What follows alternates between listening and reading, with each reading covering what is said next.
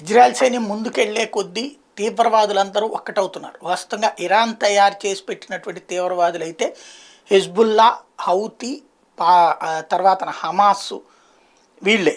కానీ అటు Yemen, Lebanon, సిరియాల నుండి చేస్తున్న దాడులకు తోడుగా ఇరాక్లో అమెరికాను దెబ్బ కొట్టడానికి పెట్టినటువంటి ఇస్లామిక్ జిహాదీస్ గ్రూప్ అది సపరేటు. అది ఇరాన్ కొంత సాయం చేస్తుంది, ఇరాక్ కొంత సాయం చేస్తుంది. వాళ్ళు ఇప్పుడు వీళ్ళతో కలిసి యుద్ధంలో పార్టిసిపేట్ చేస్తూ ఓ పక్కన చుక్కలు చూపెడుతున్నారు ఇజ్రాయెల్కి. రెండో వైపుని చూసుకుంటే ఈ పాలస్తీనా ముజాహిదీన్ గ్రూప్ ఒకటి, అట్లాగే అల్కసం బ్రిగేడ్స్ ఒకటి, ఇట్లాంటి గ్రూప్స్ అన్నీ కూడా ఒక్కటైనాయి. ఇప్పుడు దాదాపుగా 10-12 ఉగ్రవాద సంస్థలు ఒకటైనాయి. వాళ్ళు ఆల్రెడీ మతరాజ్యాలను ఉన్నారు. మిగతా దేశాలను మతరాజ్యాలుగా మార్చాలన్నటువంటి పోరాటాల కోసం ఇక్కడ శక్తిని సమీకరించుకునేందుకోసం ఇజ్రాయెల్ని దెబ్బ కొడితే తమకి సత్తా వస్తుంది, మిగతా దేశాలు తమకి వాల్యూ పెరుగుతుంది అన్నటువంటి కోణంలో అందరూ కలిసి వ్యూహాలు పన్నుతున్నారు ఇప్పుడు.